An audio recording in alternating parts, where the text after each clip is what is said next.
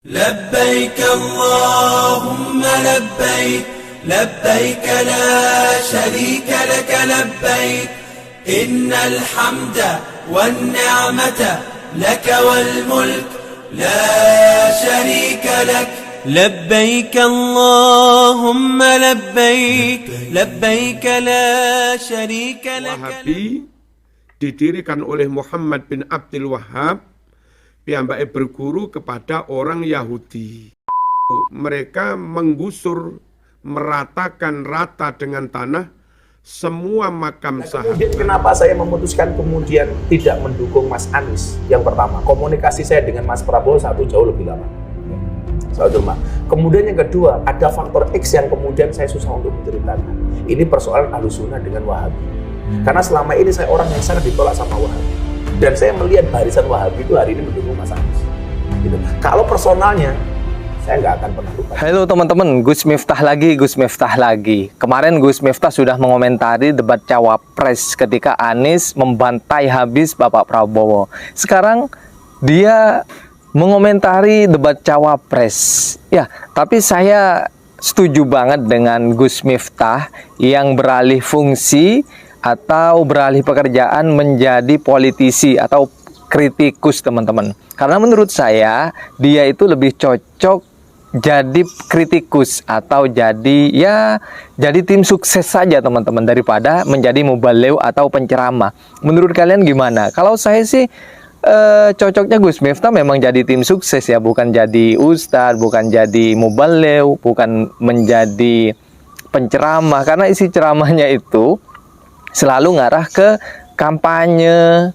Nah, menurut kamu gimana? Setuju nggak? Karena saya juga setuju dengan apa yang diucapkan salah satu ustadz NU ini, teman-teman, yang menyatakan Gus Miftah itu cocoknya jadi tim ses saja daripada jadi muballigh, karena banyak salahnya ketika berceramah.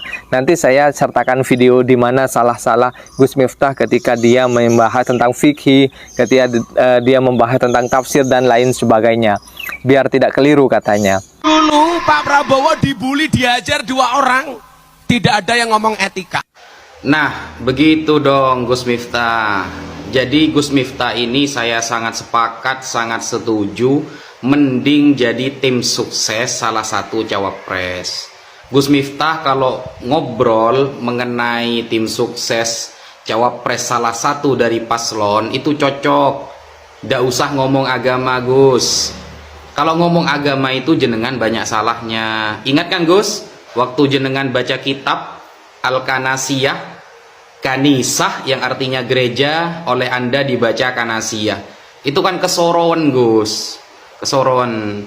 Jadi saya sangat setuju Gus Miftah sekarang fokus ya kepada politik ya, saling menyerang antara komentator-komentator dari paslon 1 dan 3. Itu cocok lah, Gus Miftah cocoknya di sana. Kalau baca kitab atau membahas fikih itu saya memang kurang setuju, Gus. Memang harus belajar lagi gitu loh, Gus. Harus banyak baca lagi sehingga tidak kayak dulu. Baca kitab sekali, jarang baca kitab, sekali baca kitab langsung rame satu Indonesia. Masa kanisah dibaca kanasiyah. Nah, jadi ya itulah profesi jenengan itu bagusnya di sana, Gus. Orasi jenengan bagusnya di dalam hal kepolitikan. Kalau ngomong agama, ngomong fikih, ngomong akidah, kayak kemarin ya Gus Miftah bilang kalau PKS itu semuanya Wahabi. Nah, itu ya kurang pas lah, Gus, kurang pas. Nanti ditantang baca kitab, memahami Alfiyah Imam Ibnu Malik, jenengan nggak bisa. Oke, siap. Semangat Gus Miftah. Selalu makan siang tuh di Pizza Hut, karena setiap kita mengeluarkan buat Pizza Hut itu enak, lezat, dan jangan lupa Pizza Hut itu paling peduli dengan kemanusiaan. Buktinya kemarin Pizza Hut mengeluarkan 1 miliar rupiah yang dititipkan melalui PMI untuk korban-korban di Gaza. Wih, cepet banget. Dan Pizza Hut itu menunya beragam, dan lihat banyak menunya. Itu yang membuat saya hampir setiap makan siang mampir di Pizza Hut. Terima kasih kepada Pak Prabowo Subianto, di mana Pak Prabowo pernah menggadaikan tanah pribadinya untuk mengusung dan membantu Pak Anies jadi gubernur. Sekali lagi terima kasih Pak Prabowo. Bismillahirrahmanirrahim. Assalamualaikum warahmatullahi wabarakatuh. Alhamdulillah hamdan katsiran thayyiban mubarakan fi كما يحبنا ويرضى والصلاة والسلام على رسول الله وعلى آله وأصحابه ومن تبعهم بإحسان إلى يوم الدين وبعد. Ikhwatul iman rahimani wa rahimakumullah. Pada kesempatan yang berbahagia ini kita akan sedikit membahas realita kehidupan dari orang-orang yang selama ini suka memfitnah kaum muslimin yang berjalan di atas sunnah Nabi SAW, yang mereka tuduh dengan salafi, wahabi, radikal, radikul, dan seterusnya dan seterusnya. Jadi 3 wajah ini jamaah rahmatullah yang merupakan pentolang-pentolang daripada ustadz-ustadz ngawur, ustadz dai-dai yang sering menyampaikan berbagai macam fitnah kepada kaum muslimin yang berjalan di atas sunnah Nabi SAW.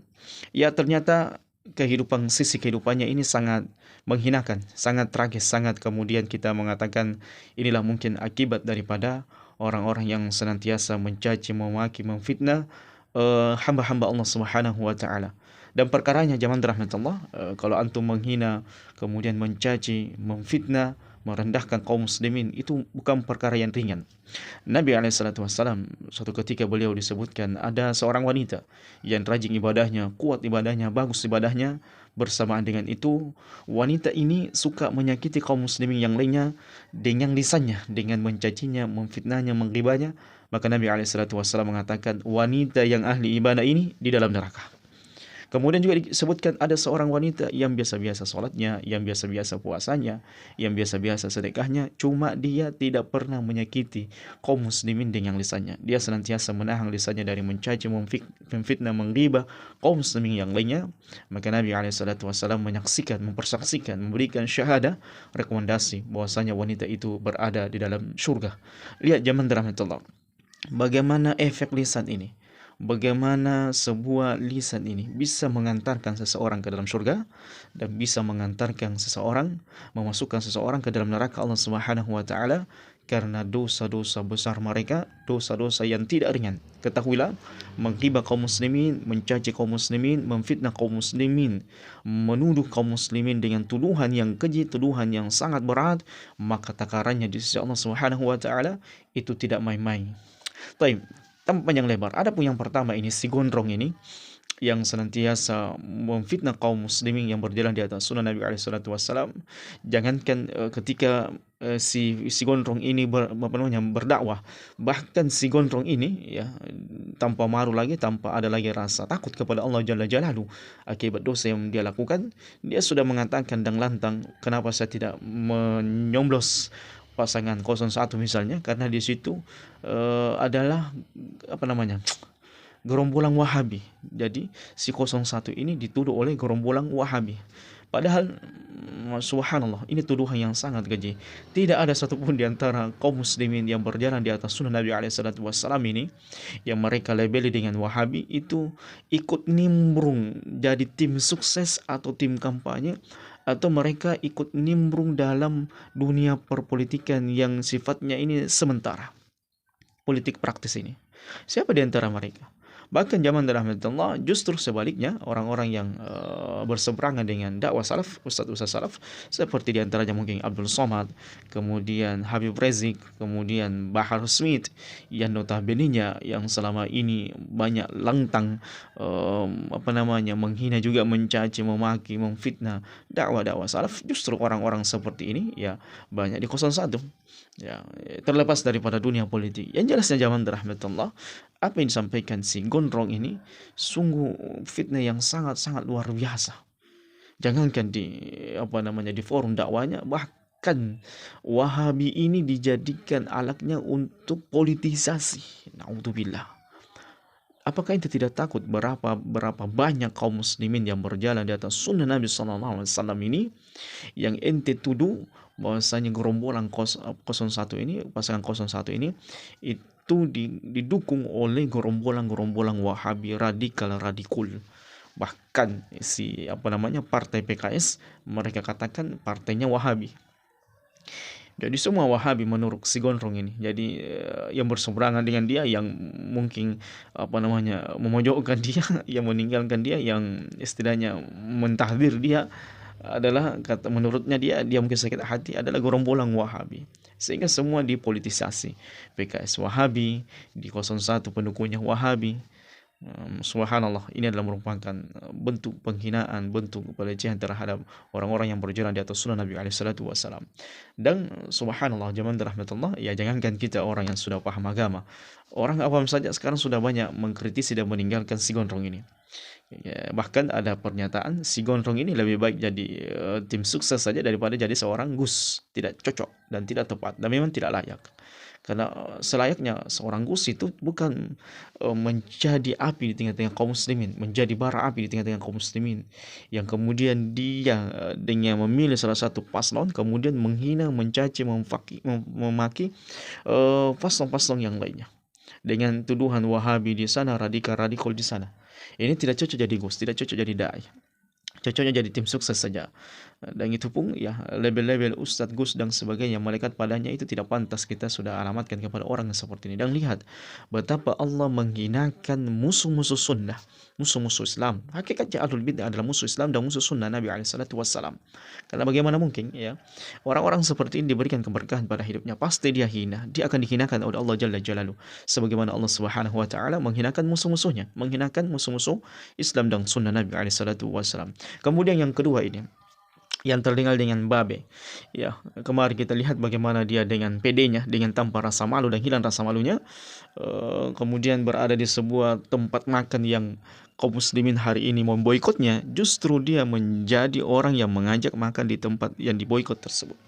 Lihat zaman rahmatullah, keadaan-keadaan orang yang menuduh Arab Saudi adalah negeri Wahabi, bahkan naudzubillah dengan lancangnya, dengan beraninya dia mengatakan Zionis Arabia atau Arabia Zionis, Israel Arabia, Arabia Israel, naudzubillah. Coba lihat keadaannya zaman rahmatullah, seperti penjilat bagaikan anjing yang menjilat sana sini, menggonggong sana sini. Hina orang seperti ini, hina zaman rahmatullah. Tidak ada kemuliaan keberkahan dari orang-orang yang seperti ini, yang selalu menyakiti saudaranya dengan lisannya, yang selalu menuduh, mencaci, memaki, memfitnah kaum muslimin yang berjalan di atas sunnah. Lihat, apakah mereka memiliki kemuliaan? Tidak.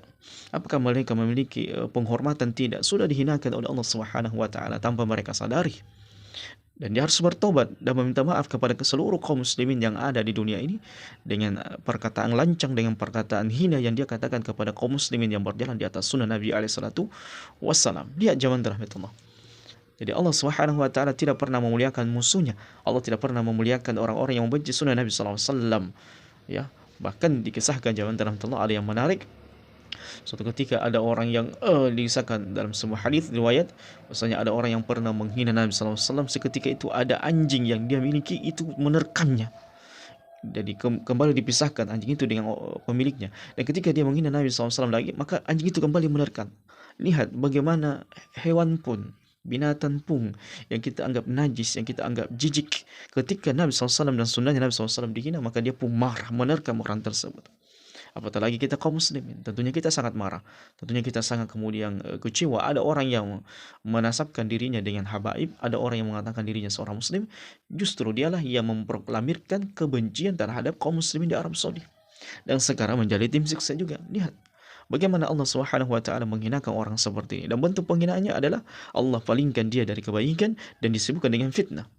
Jadi antum harus tahu, ketika ada orang dipalingkan dari kebaikan, ketaatan kepada Allah, semakin jauh dari sunnah Nabi SAW, semakin jauh dari nilai-nilai agama Islam, dan kemudian dipalingkan dirinya dengan sesuatu fitnah, sesuatu yang tidak berharga, yang tidak bermanfaat, maka itu adalah merupakan bentuk penghinaan Allah kepada orang-orang yang seperti ini. Kemudian wajah yang ketiga, wajah yang tidak asing, wajah yang selama ini di majelis-majelisnya, di forum-forumnya, di tempat-tempat dakwanya menghina, mencaci, memaki, merendahkan kaum muslimin yang di atas sunnah Nabi SAW. Lihat keadaan-keadaan mereka, dicopot, mereka saling cakar-mencakar, mereka kemudian saling menghina, saling tonjok-tonjokan, saling kemudian sibuk dengan fitnah. Lihat keadaan mereka. Apakah seperti ini kemuliaan yang Allah berikan kepada mereka setelah mereka menghina, mencaci, memaki, memfitnah kaum muslimin yang berjalan di atas sunnah? Hati-hati ente. Jadi bahkan ada mungkin sedikit pembelajaran buat kita semua. Ada dua orang yang mungkin selama ini juga memfitnah, mencaci, memaki, memfitnah kaum muslim yang di atas berjalan di atas sunnah, yang tadinya salafi digelar talafi, bahkan dia seorang kiai, dia seorang yang dimuliakan, tapi mereka sudah meninggal. Semoga Allah Subhanahu wa taala mengampuni mereka. Jadi orang-orang yang selama ini menghina, mencaci, memaki, memfitnah kaum muslimin yang berjalan di atas sunnah, itu takarannya tidak kecil. Takarannya di sisi Allah Subhanahu wa taala sangat besar. Maka bertobatlah ente sebelum ente meninggal, karena hisabnya, perhitungannya pada hari kiamat itu sangat berat zaman rahmatullah. Semoga ini menjadi pelajaran buat kita semuanya, agar jangan coba-coba kemudian merendahkan, menyudutkan, menghina, memfitnah kaum muslimin yang berjalan di atas sunnah Nabi sallallahu alaihi wasallam, karena mereka tidak berjalan dengan hawa nafsunya, mereka berjalan dengan titah Allah Jalla Jalaluhu yang termaktub dalam Quran dan sunnah Nabi sallallahu alaihi wasallam. Dan siapa yang menghinakan sunnah Nabi sallallahu alaihi wasallam, maka Allah akan menghinakan dia sampai dia meninggal. Hadza wallahu a'lam bissawab. Subhanakallahumma wa bihamdika asyhadu an la ilaha illa anta astaghfiruka wa atubu ilaik, wa akhiru da'wana alhamdulillahi rabbil alamin. Assalamualaikum warahmatullahi wabarakatuh.